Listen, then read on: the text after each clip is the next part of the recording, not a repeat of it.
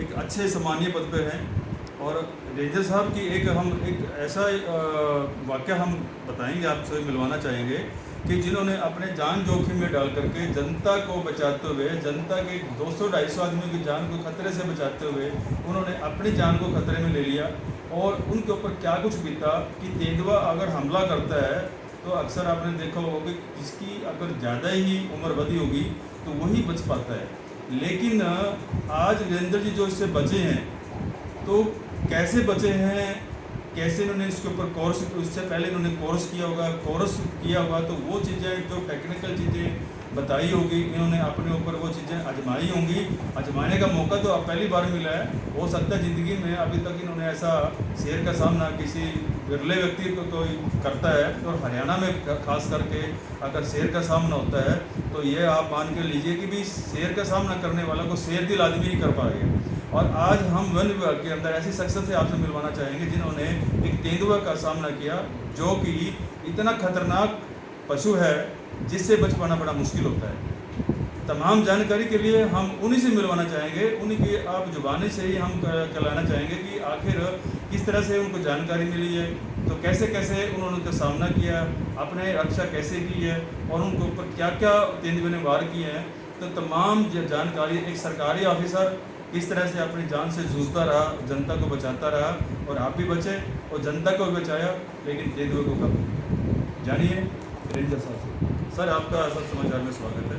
तो सर कैसे क्या क्या वाक़या सर पूरा विस्तार से बताएं। मैं वीरेंद्र काल्याण, मैं रेंज अफसर समालखा। 7 मई को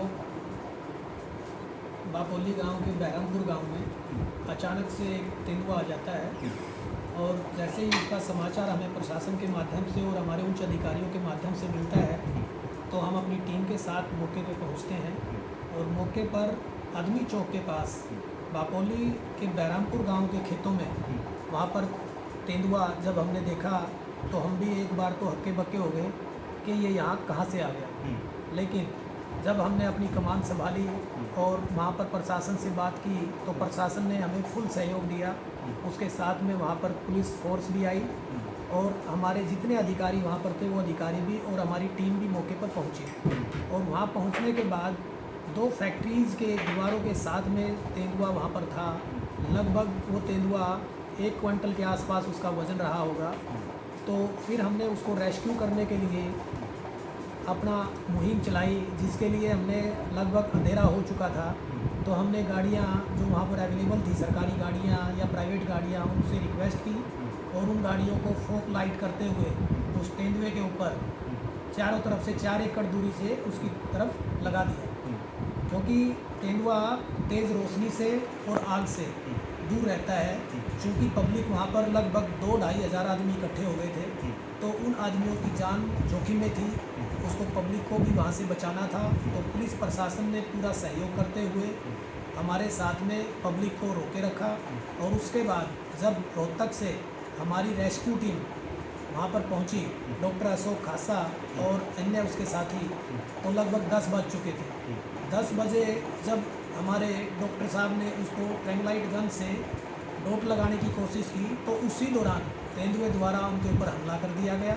और हमला करने से हमारे डॉक्टर साहब और डीएफओ साहब के ड्राइवर तथा एक पुलिस अधिकारी भी उसमें घायल हो गया। उसके बाद जब तेंदुआ वहाँ से दौड़कर दीवार की तरफ गया और वो वापस साउथ की तरफ दौड़ा, तो उधर पब्लिक बहुत ज़्यादा थी, तो मैं उसके साथ साथ दौड़ता हुआ दूसरी साइड से आगे गया और तेज़ रोशनी से टॉर्च से उसको वापस किया, और फिर उसको रोक के वापस लेके आए गाड़ियों की तरफ। तो इतने में हमारे एक साथी द्वारा गाड़ी की टक्कर उसको मारी गई, जिसके बाद उसका पैर उसके नीचे फंस गया। फिर हमारे द्वारा संज्ञान लिया गया कि इसको ऐसे पकड़े जाना बहुत मुश्किल है और यहाँ पर बहुत ज़्यादा पब्लिक है।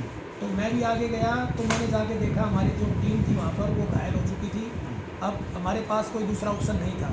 तो मैं विभाग में 2 बार ट्रेनिंग कर चुका हूँ, तो मुझे जो अनुभव ट्रेनिंग से और इसके बारे में जो नॉलेज था, जानकारी थी, उसको ध्यान में रखते हुए मैं आगे गया।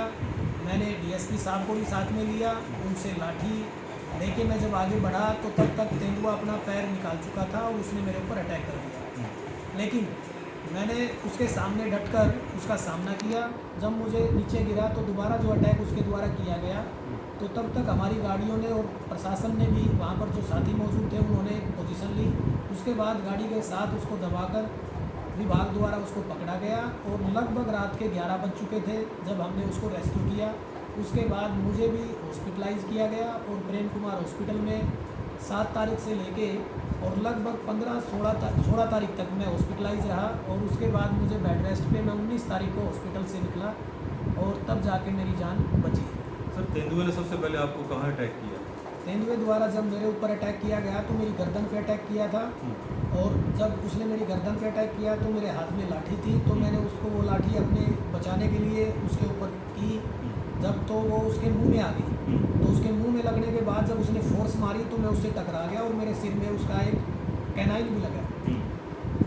तो उसके बाद जैसे कि आपके हाथ में इंजरी हुई? हाँ, मेरे सिर में 3 टाके आए और मेरी आइज़ के नीचे 12-13 टाके मेरी राइट आइज़ के नीचे आए जिसमें उसने अपने पंजों से मुझे फाड़ दिया। और सेकंड अटैक जब मैं नीचे गिरा हुआ था वो जब मेरे ऊपर झपटा तो उसने मेरी राइट बाजू के ऊपर लगभग 16-17 टाके आए हुए हैं तो उसमें मुझे चोटें हैं।